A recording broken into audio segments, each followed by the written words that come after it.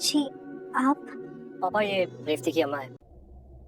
दरअसल मुझे आपसे पहले मिल लेना चाहिए था। मैंने भाग्यश्री जैसी बेटी को खो दिया। रिश्ते को हाँ बोल दीजिए, मुझे अपनी बेटी दे दीजिए प्लीज।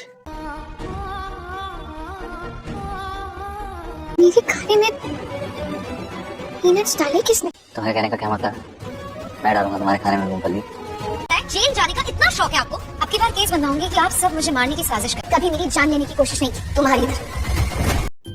सीरियल बड़े अच्छे लगते हैं। मैं जयपुर जाते हैं ऋषभ और भाग्यश्री, वहाँ उनके पीछे पीछे आ जाता है निखिल और यहाँ पर इंतज़ार करता है कि मैं भाग्यश्री को ऋषभ से कैसे बचाऊँ। वहीं पर भाग्यश्री को खाने में मूंगफली मिलाकर देता है और उसकी जैसे ही तबीयत ख़राब होगी मैं उसे बचाने के लिए पहुँचूँगा और उसे बताऊँगा कि मैं तुम्हारी कितनी फ़िक्र करता हूँ। वहीं दूसरी ओर रेवती अपने अम्मा को अच्छे से तैयार होकर कपूर हाउस लेकर जाती है।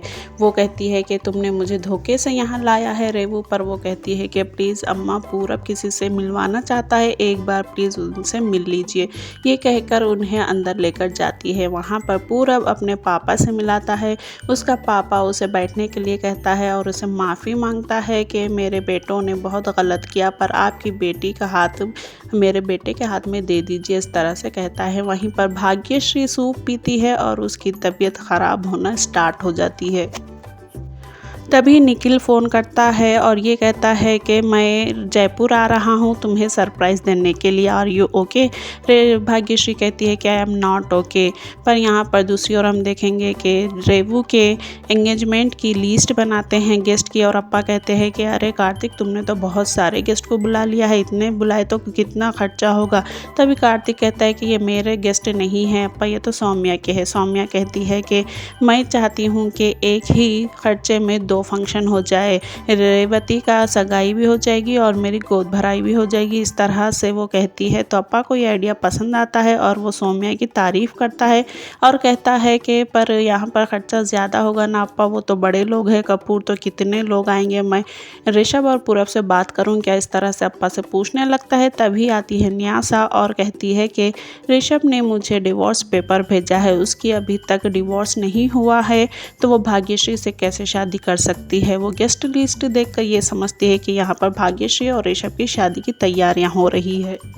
तभी पीछे से अम्मा और रेवती आते हैं। डोर खोलने पर उसे कपूर का बोर्ड दिखता है और वो अच्छा, तो ऋषभ यहीं पर रह रहा है, मैं उनसे बात करती हूँ, ये कहकर वहाँ से चले जाती है। तभी ऋषभ भाग्यश्री के रूम के पास आता है। उसे भूख लगती है तो भाग्यश्री ने खाया या नहीं ये सोचकर आता है, पर यहाँ पर भाग्यश्री की तबीयत ख़राब होने पर ऋषभ बहुत ही ज़्यादा परेशान हो जाता है और भाग्यश्री बेहोश हो जाती है। उसे गोद में उठाकर वो लेकर जाता है, अपने रूम में सुलाता है, उसे उड़ाकर अच्छे से आराम करने के लिए सो जाने देता है और वो दवाई लेकर आता है।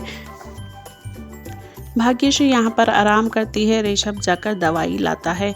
पर जैसे ही भाग्यश्री को होश आता है वो कहती है कि मेरे खाने में मूंगफली किसने मिलाया था। यहाँ पर ऋषभ बहुत ही ज़्यादा अफसोस होता है उसे और पूछता है कि तुम मुझसे इतनी नफ़रत करती हो क्या कि तुम मुझ पर इस तरह से इल्ज़ाम लगा रही हो, मुझे तो पता है कि तुम्हें मूँगफली से एलर्जी है, तो मैं ऐसा क्यों करूँगा। भाग्यश्री बहुत ही ज़्यादा हर्ट हो जाता है। यहीं पर एपिसोड समाप्त हो जाता है। आने वाले एपिसोड में भाग्यश्री को पता चलता है कि निखिल ही उसकी जान लेने की कोशिश की थी। अब आगे क्या होगा, क्या न्यासा ये शादी होने देगी, जो उसकी गलतफहमी है वो उसके सामने आएगी, क्या भाग्यश्री निखिल को छोड़ देगी और ऋषभ के प्यार को अपना लेगी, क्या होगा आगे जानने के लिए देखते रहिए वॉइस टेली और हमारे चैनल को सब्सक्राइब करें। वीडियो पसंद आई तो लाइक करें।